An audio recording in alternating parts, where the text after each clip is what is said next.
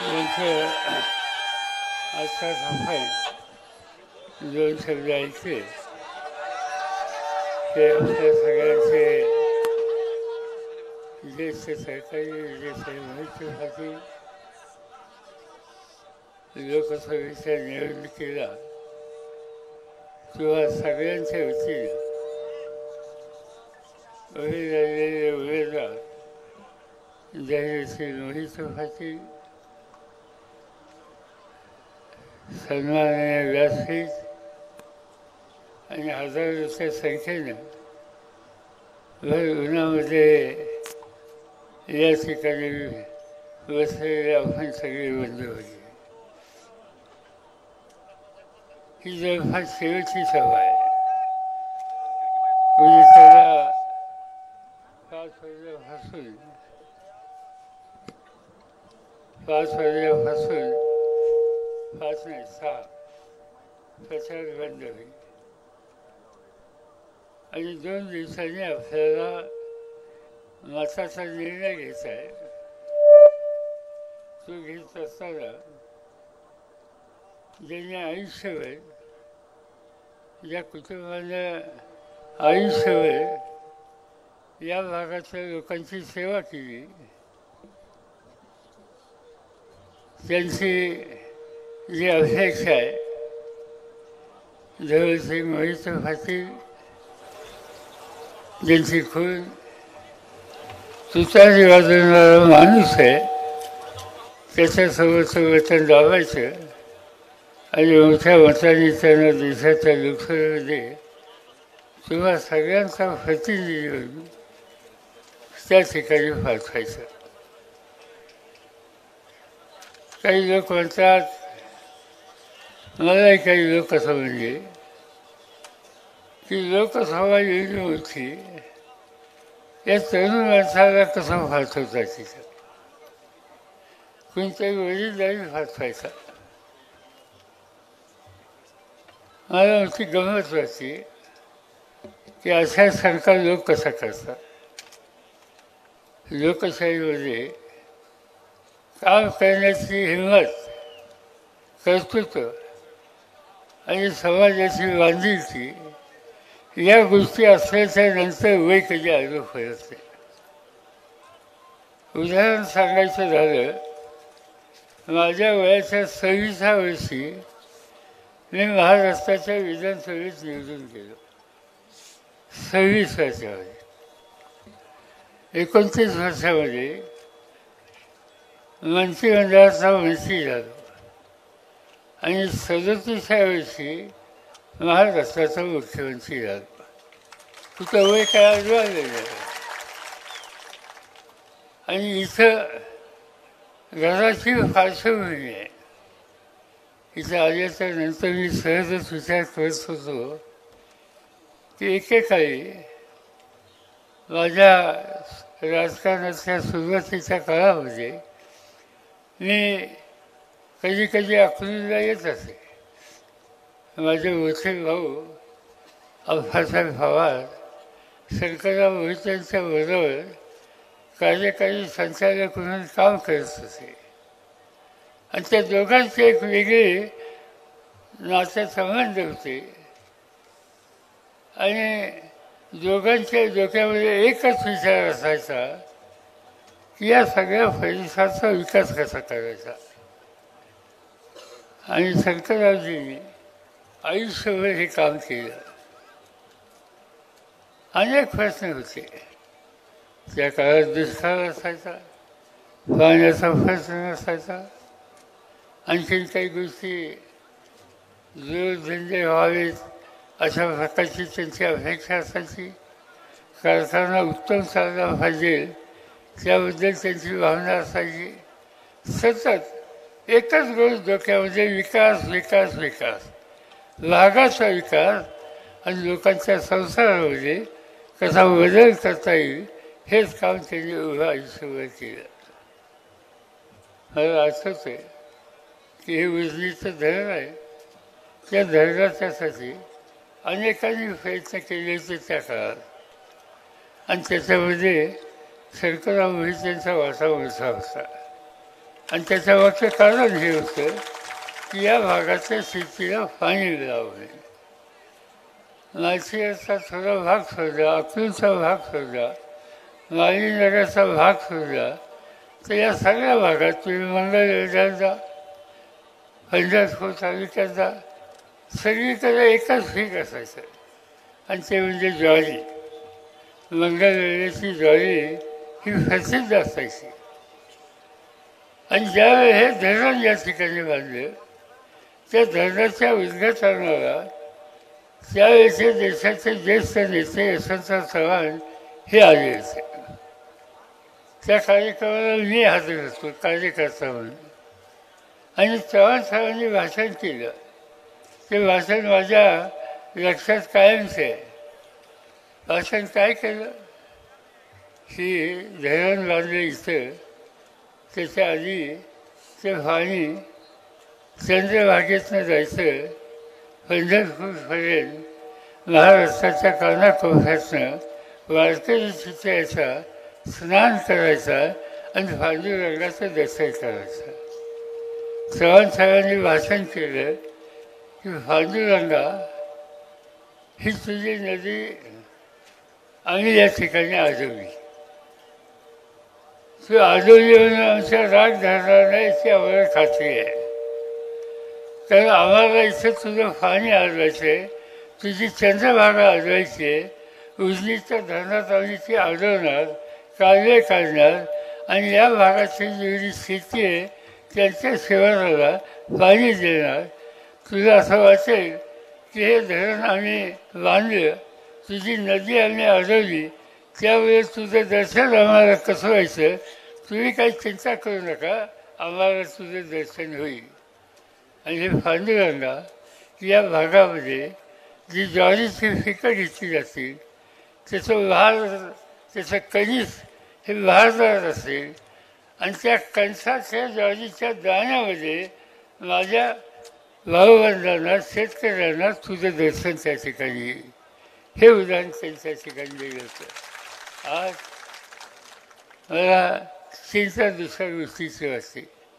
मी अनेकदा प्रवास करतो, कधी सोलापूरला जातो, कधी हेलिकॉप्टरवरनं जात असतो आणि खाली उजनी लागली की मला जुन्या गोष्टी आठवतात आणि उजनीकडे माझी नजर गेली तर माझी झोप खराब होती.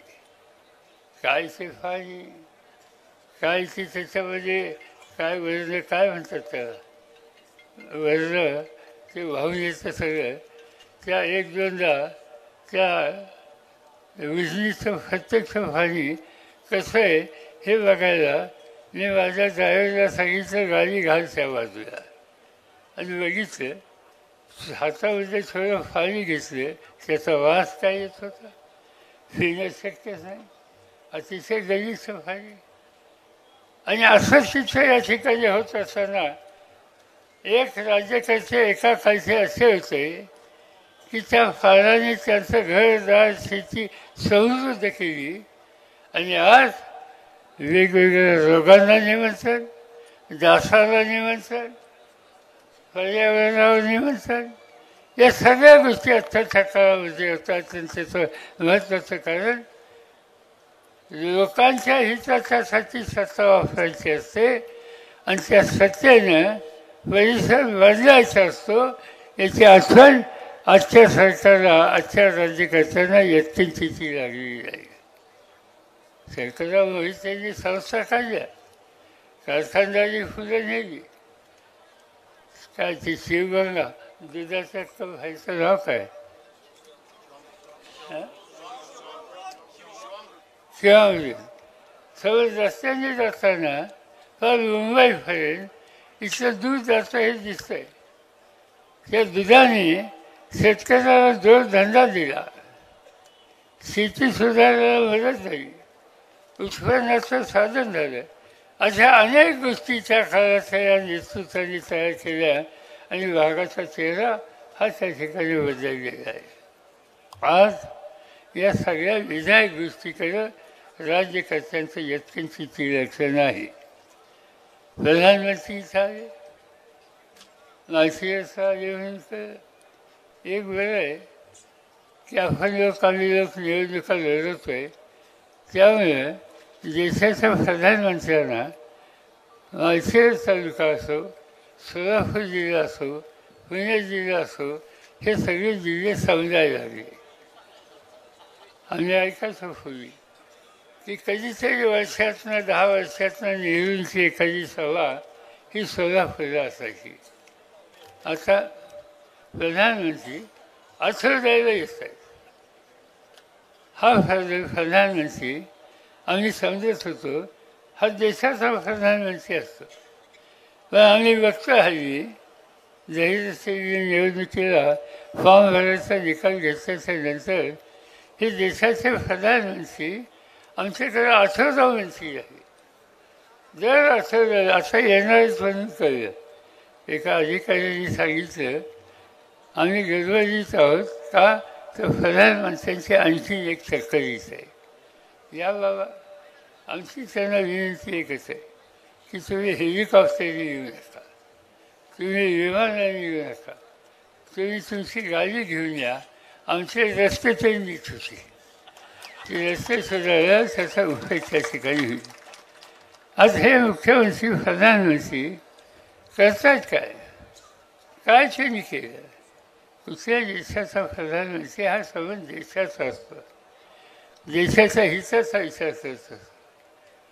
आम्ही लोकांनी, मी केंद्र सरकारमध्ये 10 वर्ष काम केलं, त्याच्या आधी मी केंद्र सरकारमध्ये संरक्षण खात्याचं काम करत होतो. माझ्या आधी यशवंतराव चव्हाण संरक्षण खात्याचे मंत्री होते. आम्ही लोकांनी काय केलं? आम्ही लोकांनी संरक्षण खात्याचे कारखाने काढले, पण एकट्या महाराष्ट्रात काढले नाही, ते संबंध देशाच्या अनेक राज्यात काढले. तिथल्या तरुण मुलांना हाताला काम दिलं आणि विकेंद्रित स्वरूपामध्ये कारखानदारी वाढेल कशी याची खबरदारी आम्ही लोकांनी घेतली. आज मोदी साहेबांच्या राज्यामध्ये कुठलाही नवीन प्रकल्प निघाला की नाही गुजरातला.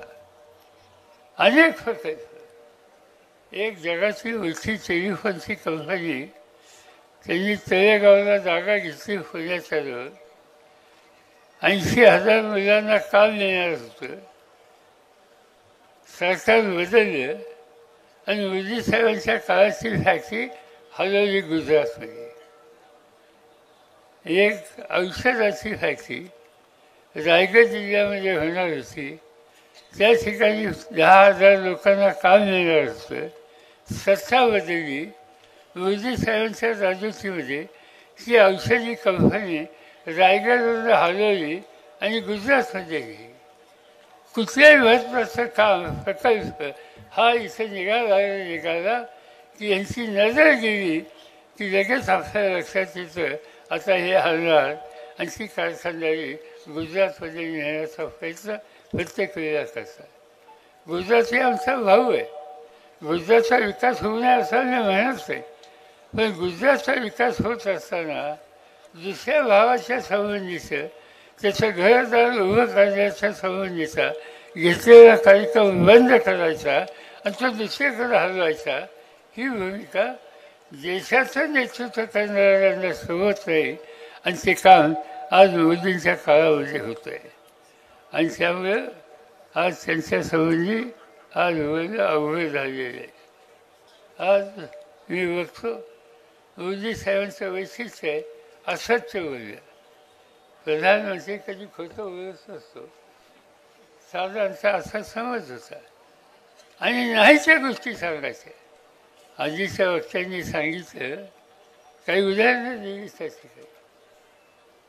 आज प्रधानमंत्री कुठेही गेले की राहुल गांधीवर टीका कर, आणखीन कोणावर टीका कर, राहुल गांधीचा उल्लेख शहा जादे म्हणून कर. अरे मोठी गंमत आहे. का राहुल गांधींनी तुमचं काय भलं मारलं?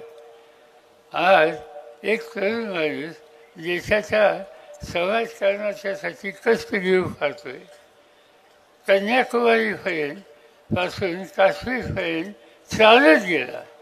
जाताना रस्त्याने जे भेटतील त्यांच्याकडून त्यांची स्थिती समजून घेतली.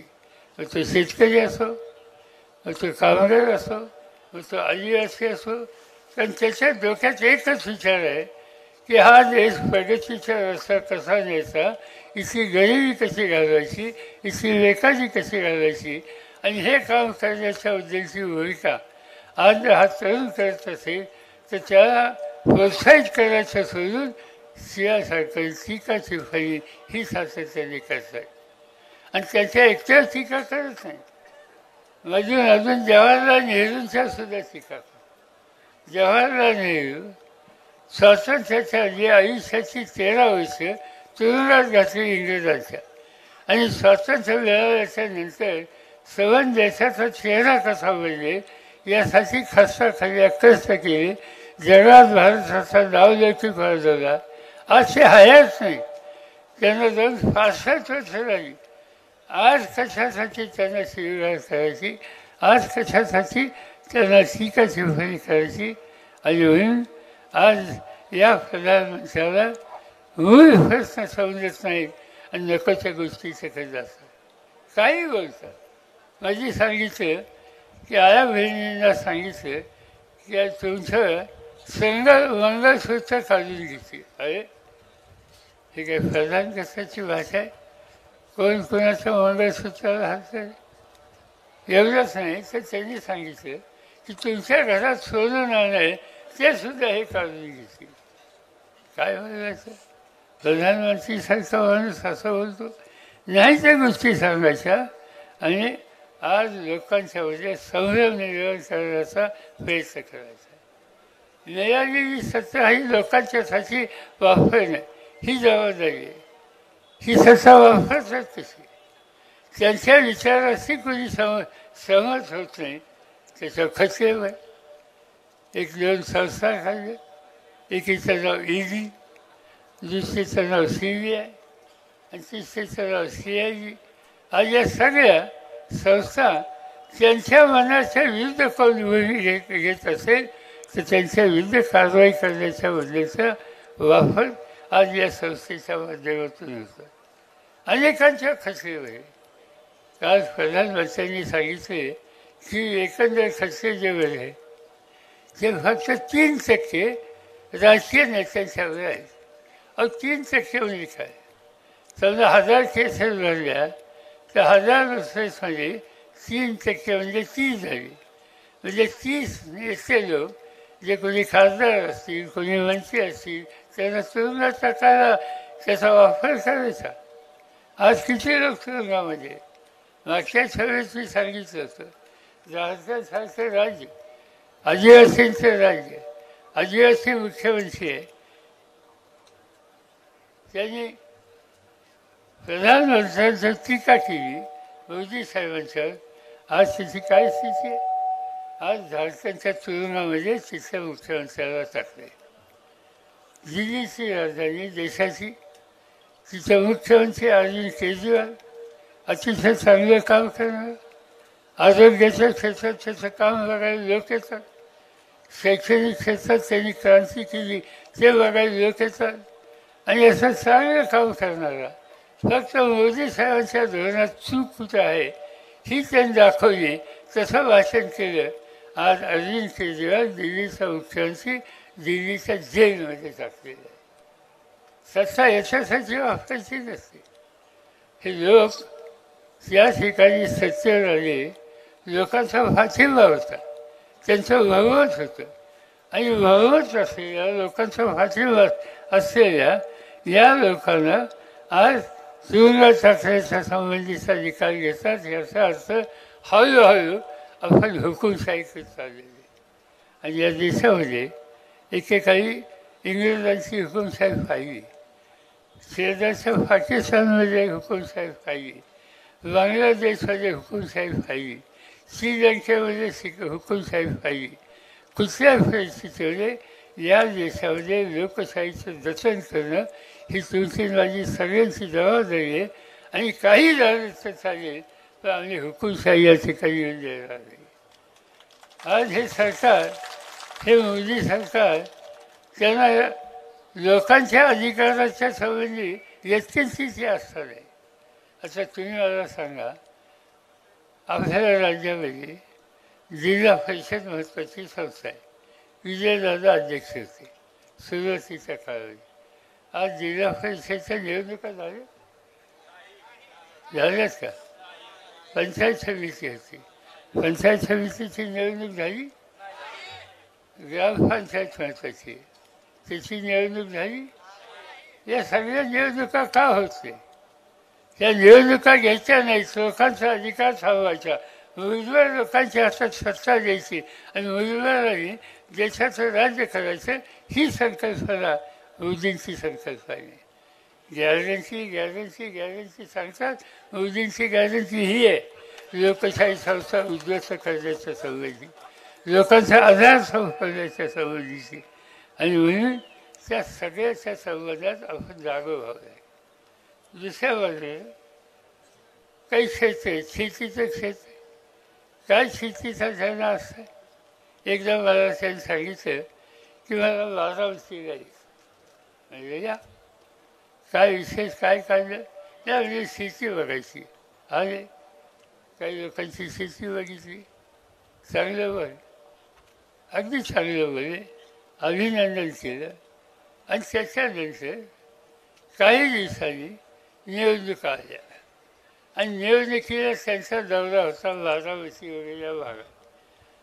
आणि आल्याच्या नंतर इतकं चमत्कारिक भाषणं केली की या राज्याचं शेतीचं वातावरण शरद पवारांनी केलं, या राज्याचं ऊसाचं वातावरण शरद पवारांनी केलं.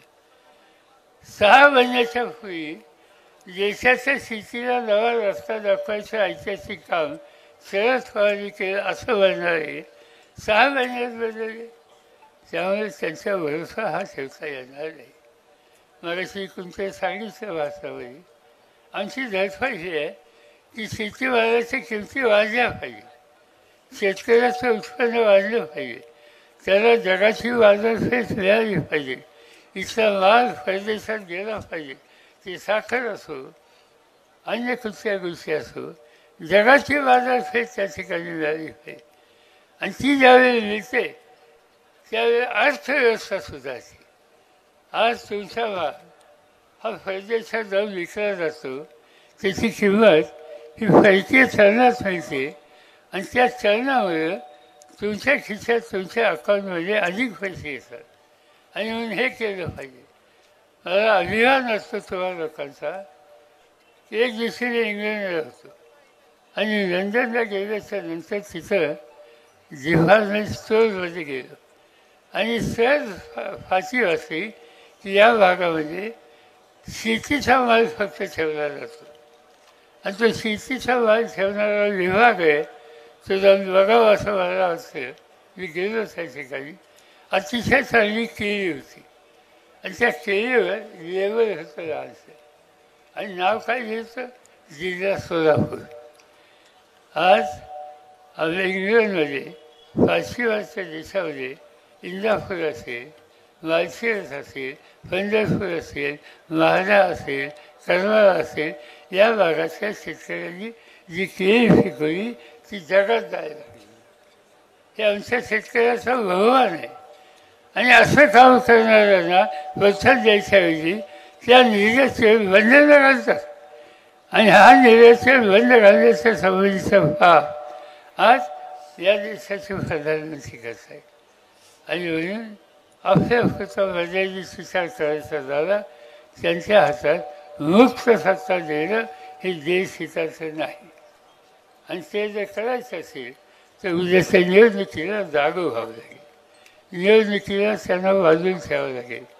तो निकाल आमच्या वचन अशा पद्धतीनं लावलं पाहिजे की मोदी सत्तेवर राहणार नाहीत आणि शेतकऱ्यांचा, कष्टकऱ्यांचा, बेरोजगार तरुणांचा, आया बहिणींचा, दलितांचा, आदिवासींचा हिच्याचा विचार करणारा जो संघटन असेल त्याच्या पाठीची शक्ती उभी करायची आणि त्यांचा प्रतिनिधी होऊन आज धैर्यशील जिम्मेदारी या ठिकाणी दिली. आपण उद्याच्या निवडणुकीच्या दिवशी फार मोठ्या मताने त्यांना विजय करा. मी आत्ताच जळगावरून आलो आहे आणि याच्यानंतर मला दौंडला जायचं आहे, त्याच्यानंतर आणखीन सातारा आणि त्यामुळे मी अधिक आपल्या सगळ्यांचा वेळ घेऊ इच्छित नाही. एवढ्या उन्हात सुद्धा तुम्ही इतके वेळ थांबलात त्याबद्दल तुम्हाला सगळ्यांचे आणि तिकडे स्टेजवर जे बसेल त्या सगळ्यांचा मी अंतःकरणापासून आभार मानतो आणि आपल्या सगळ्यांची रजा घेतो. धन्यवाद साहेब. यानंतर समस्त धनगर समाजाच्या वतीने